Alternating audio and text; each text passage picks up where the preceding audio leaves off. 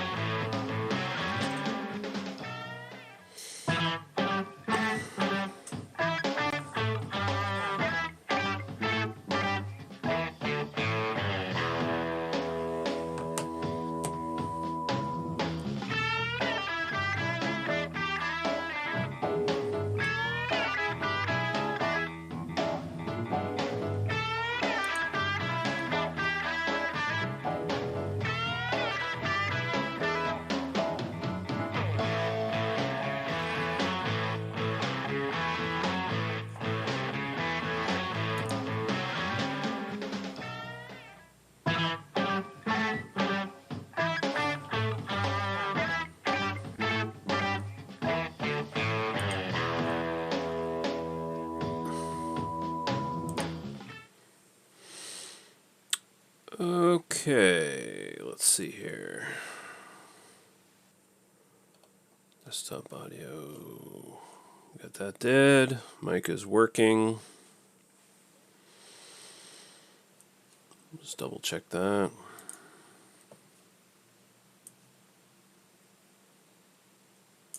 Yeah. Alright, seems to be working. Anyone watching, let me know if this is working for you. Yeah.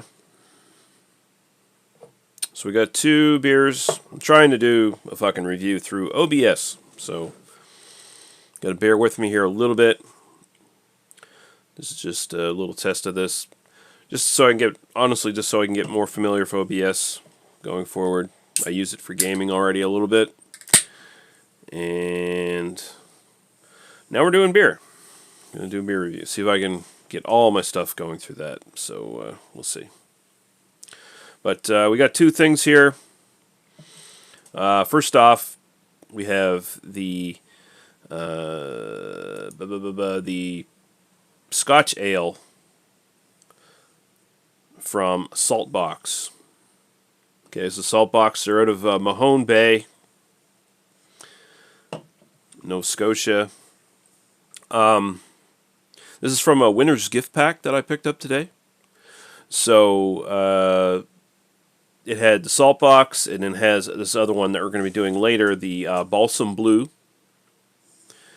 And it came with a tumbler too, like a big tumbler that sucks, and I'm not going to use.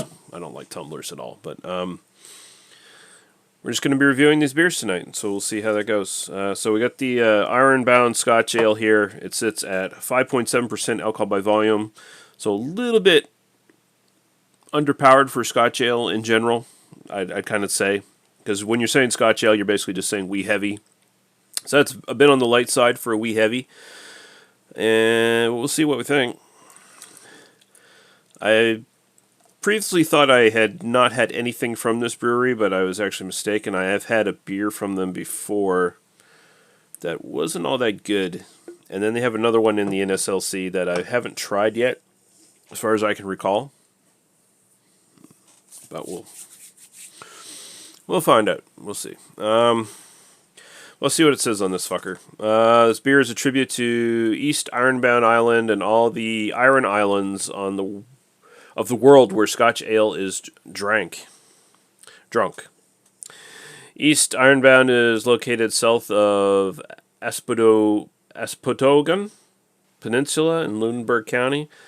The most famous of many stories of East Ironbound is found in Frank Parker Day's novel Rockbound. The book is a thrilling, I think they're supposed to be saying thrilling there, seafaring tale, maybe there's actually a typo on this fucking thing, seafaring tale about the harsh realities and tragic consequences of fishing and family life on the East Coast. It also celebrates the strong cultural ties and great spirit of those who go out to sea to earn their living. East Ironbound has inspired many artists and and rights, and yeah, whoever wrote your copy for your can, they needed a fucking editor to check their shit. I'm just putting it out there, Saltbox. Ironbound has inspired many artists and writes. It's supposed to be writers, and was the location for the 2000 movie Deeply. Sip and savor the taste of the islands. Okay, so not great presentation. I'm just putting that out there, Saltbox. You should maybe double check this shit before you put it on your cans. But whatever. Is what it is. Does not affect the quality or taste of the beer, whatever.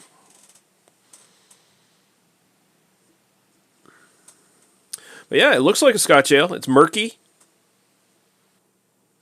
It's pretty much straight up caramel color is basically what it is. Amber, but with the murkiness. Very caramel colored. Go right to the aroma. Ooh, oh yeah. So, with Scotch ale, it's a little tricky. You can definitely just have like your standard wee heavy, which, it's going to be super malty. It's probably going to be pretty sweet. It's basically going to be a version of a barley wine, essentially. Pretty much close to a barley wine style. Or you can have something that's a bit lighter, but is got some sort of smoky character to it, and that's what we got here. I'm smelling it right now. It's got a definite, almost kind of smoked mackerel kind of thing going on here. It's not super intense. It's just a very nice little sort of accent to the whole thing. And you're getting like your caramel, slightly sweet caramel malt character here as well coming up through the nose. Smells good. Smells pretty good. Got 3 people watching. No comments yet. Yeah. So cheers. We'll go to the taste here.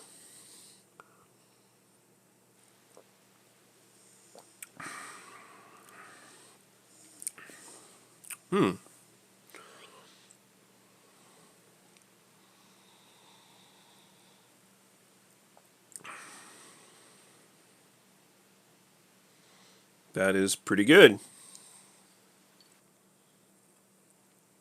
Got a comment here. CB Fall, very interesting review, Lee. Thank you, sir. Hope you're doing well tonight. Just gotta get into this a little bit more.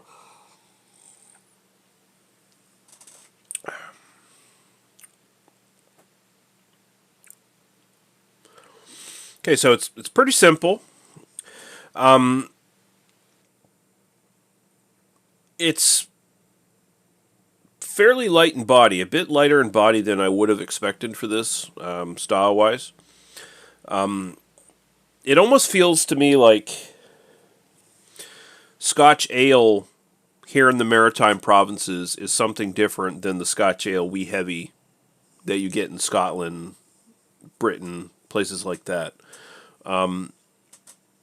It feels like some people consider it and brew it as basically, your wee heavy, your Scotch ale, and other people it's basically a smoked beer. Smoked ale, perhaps a bit more malty than usual, but a smoked ale all the same. And I have got no confirmation on that. That's just something that's occurring to me here that I think might be the case. Because this tastes like there used to be a Scotch ale from Pump House Brewing in New Brunswick. And that also had a similar sort of smoky taste to it.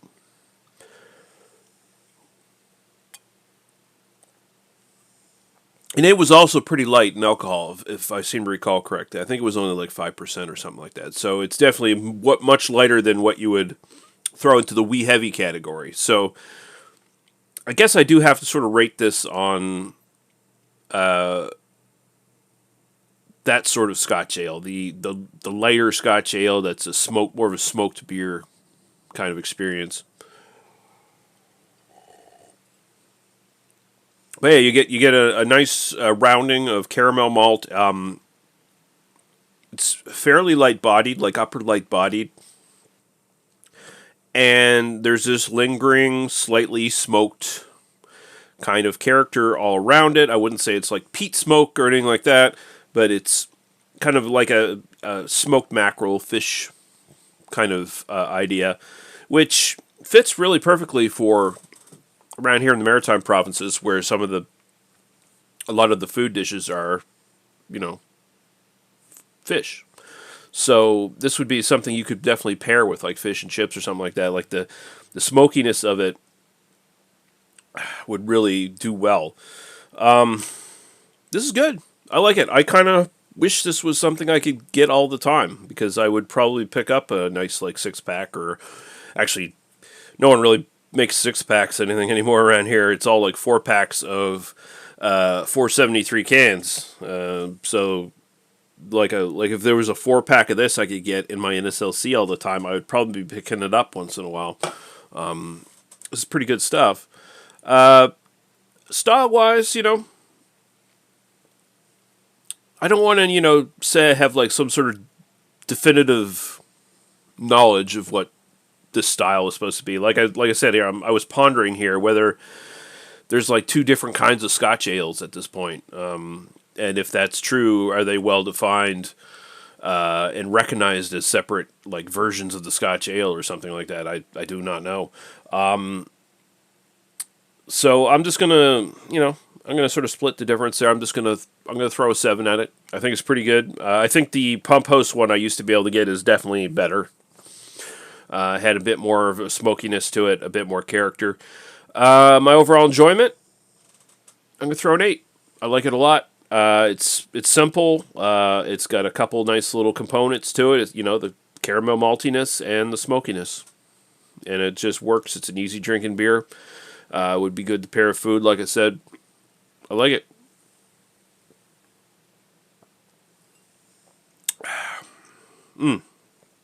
It's good stuff. And CB Fall says he's doing great indeed, Lee. Well, that's good to hear. All right. Well, I'm going to finish this up. Actually, I'm just going to keep that poured, and I'm going to get another glass, and I'm going to do the second review, and that's going to be in a couple minutes, so I will be right back, guys.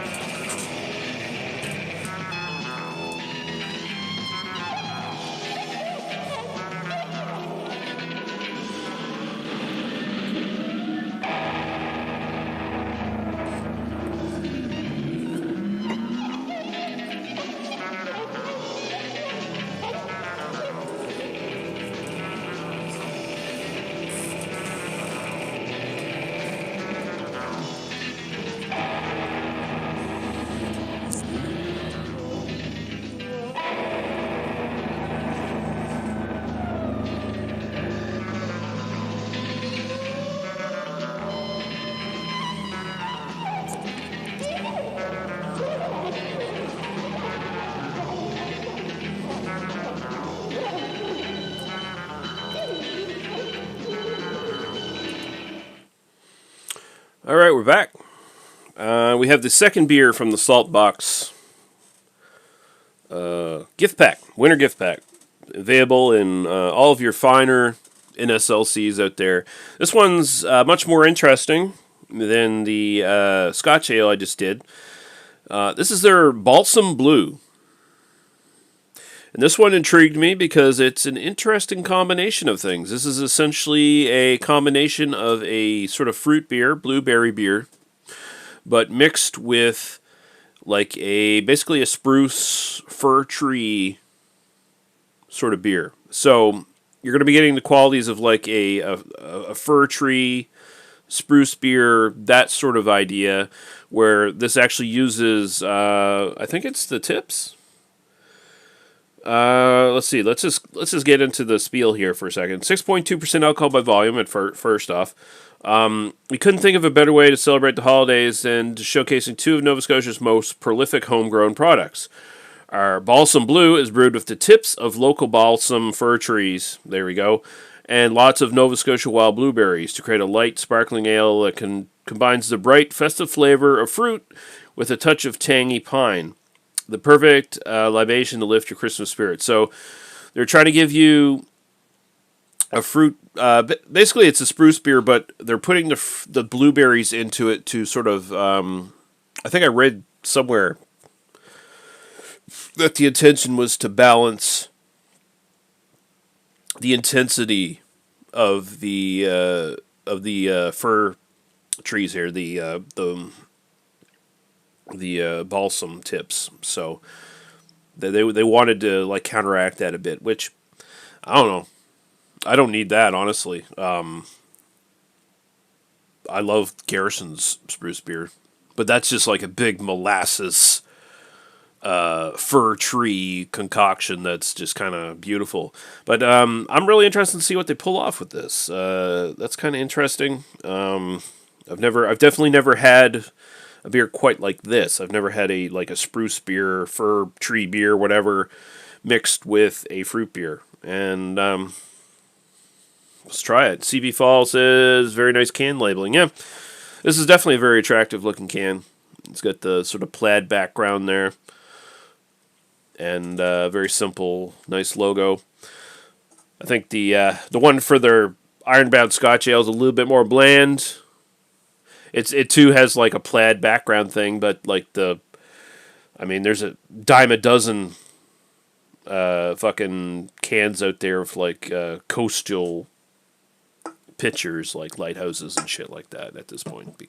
But I mean, it comes with the territory. It's a maritime province. You're gonna see maritime shit on the can. You know, fish and fishermen and lighthouses and where's that shit? I don't have fingernails. At least I don't have long fingernails. So there we go. Need a fucking bottle opener, open the can. Okay, so we'll pour this sucker.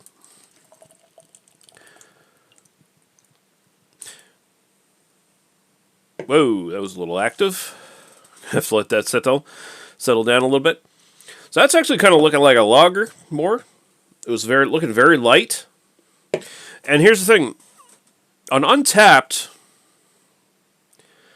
when I was looking this up, it actually listed this as a fruited lager, like kind of thing, like a lager with a lager fruit beer kind of idea. But they claim ale on the can. So is this another instance of them screwing up on their can, or does Untapped have it wrong? I'm kind of probably guessing Untapped has it wrong, but who knows? We're going to go into the assumption that it's an ale, because that's what it says on the can, so that's what we'll go with. Yeah, looking at it here. So you do have like... it's pretty much just an amber color, like amber ale, caramelly kind of color. Lots of carbonation going up that I can see here, and you can see the results of it when I poured it. It went super, super big. There's almost a hint of like the blueberry coming through in the coloring a little bit. Like there's maybe like a slight little kind of pinkish highlight. I think you can maybe kind of get it in the bottom there if you're looking. Feels like there's a little bit of that, and generally when you're going to use like a blueberry or like raspberry, strawberry, whatever the fuck you're putting in your beer, if you let it naturally color your beer it's generally going to be more of a sort of a pinkish hue. Might go towards purple and stuff like that, but generally if you get like really super purple, super intense pink or whatever, it's usually a case of the brewery throwing a few little gimmicks in there to color it up, and that's rather unfortunate. But yeah, no, that looks natural. Looks good. Go right to the aroma here. Okay. Blueberry is very dominant in this. The nose is kind of mild, but the blueberry is dominant in it. I'm getting a little bit of that balsam.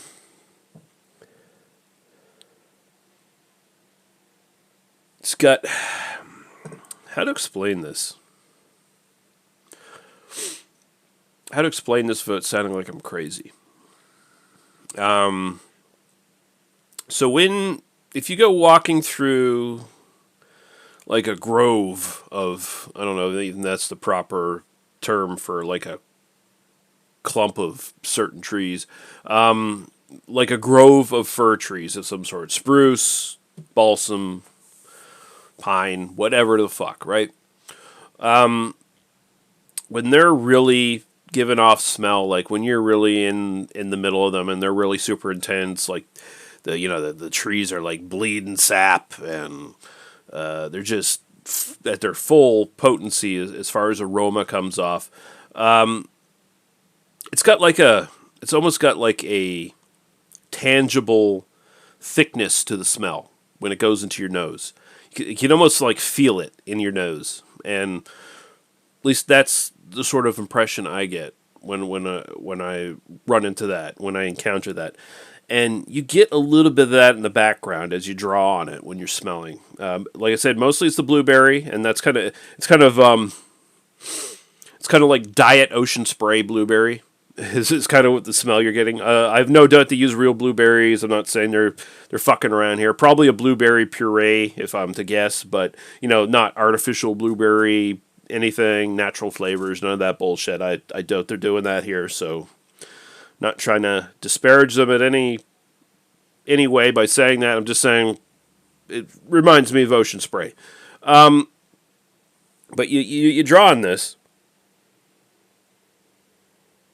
And you just get that in the background, that thickness of like almost, you could almost cut the air with a knife kind of thing, cut the aroma with a knife kind of thing with the fir tree sort of smell.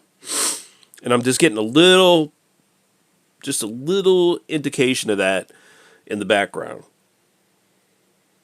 And as I'm letting this open up and I'm lingering on it here, it's becoming even more dominant. Now the blueberry feels like it's in the background a bit more.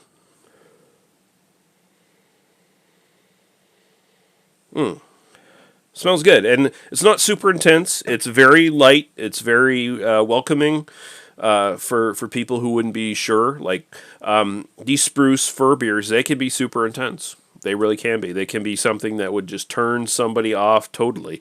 I've had examples of this that are just not good. They're just way too aromatic and perfumey. At times they almost get cloyingly sweet as well in their sort of aromatics. This is not the case here. I feel like, at least in the aroma, putting the blueberries in there was probably a smart idea.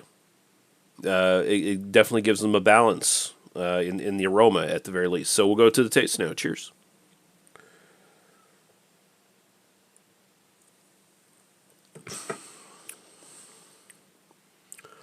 Oh yeah, okay. Okay, motherfucker. That's interesting.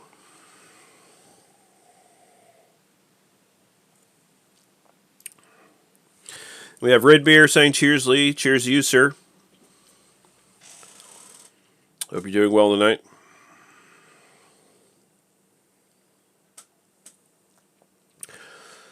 So yeah, that is definitely a fruit beer mixed with a like spruce beer, fir tree beer, whatever kind.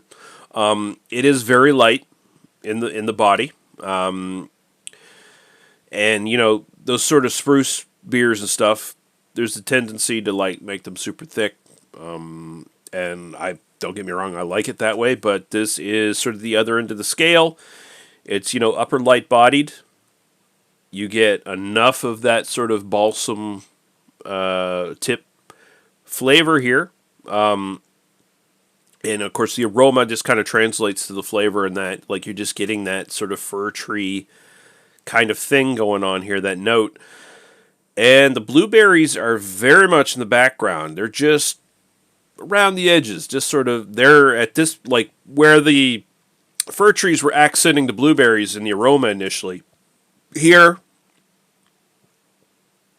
the blueberries are sort of accenting the fir tree aspect of this. Should also mention color-wise how, blueberries affect the color of stuff. You can sort of see in the sort of lacing and stuff here, slight tinge towards the sort of pink into like the purple spectrum kind of thing in the actual coloring of the foam here on the head. So you can definitely see the blueberry influence in this.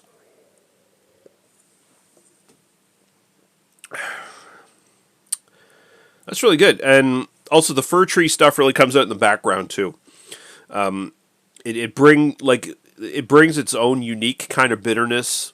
I kind of wish I'd know what sort of hops they employ with these sort of things. It'd be interesting to sort of know what works best with this stuff, but whatever. Nice, slightly drying bitterness. You still get more of that sort of pungent fir tree note in there. Blueberry sort of drops away in the finish quite a bit.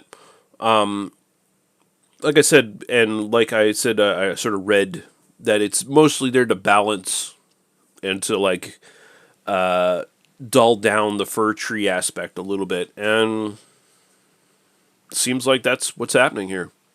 So, yeah, this is really good. So this has to be rated.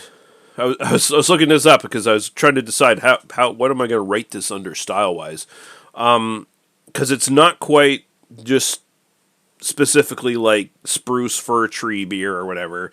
It's a combination of things, so it fits sort of under the spiced fruit, other flavored sort of category, which I have some experience with, I guess, but that it's such a catch-all that it's hard to really rate the characteristics of it, because it can be basically anything. Like, pumpkin beers can fall under that. Like, honestly, even like cocoa milk stouts and shit like that can technically kind of fall under that. Chocolate milk stouts could honestly fall, chocolate stouts, anything like that, because chocolate is technically a spice. Yeah, it's a weird one, man. It's a weird one. I just got to go for, beers that are flavored, spiced, whatever. This is a good solid 8. It's really well done. It's really well balanced. The flavors are there. They're not super big. I could probably use some more intensity, honestly. That's probably my biggest complaint. I would love to have a bit more of that sort of fir tree quality come through. But what's there and how it balances with the blueberry and all that, it's perfectly acceptable, perfectly good. I like it. And so 8 on that. And my own personal preference, probably not something I drink a lot of. Just like spruce beers, fir beers, stuff like that in general, and fruit beers, not stuff I really gravitate towards. But when I do, it's like, 1 or 2 at the most in a night or whatever. I'll throw a 7. I'm good to go with it. If someone hands it to me, I'm not going to say no. That's all there is to it, man. So I'm going to leave it at that. And CB Fall says, totally cool review, Lee. Thank you very much, sir. And yeah, the review's done. We're going to go to our outro here. And I'm going to end the stream after that. Thank you for CB Fall and Redbeard who watched, and whoever else watched live as well. I don't know who did. So there was somebody else there. They never said anything though. So yeah, thanks guys, and we will see you later. Goodbye. This is Michael Caine, famous actor.